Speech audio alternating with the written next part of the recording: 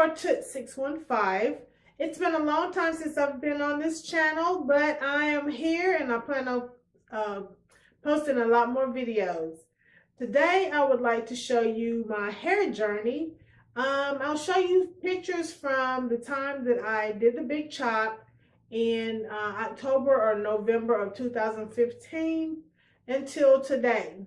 As you can see today, I have the twist in a protective style along with the bun on the side that my daughter did. I'll also be posting that video showing how she twisted my hair.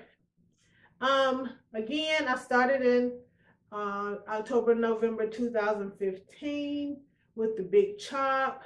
And then I have used some protective styles in between. It seems like my hair tends to grow a lot faster when I have it in a protective style, and I'm able to leave it alone and don't touch it, and it really grows. So I'm going to do that for the summer due to the humidity in the area.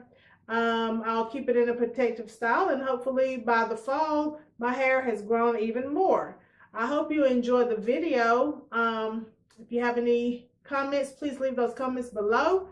If you have not subscribed already, I would really appreciate you subscribing to this channel, along with my other channel, Danita Albert Wade, in which I do crafts and Dollar Tree hauls on that channel.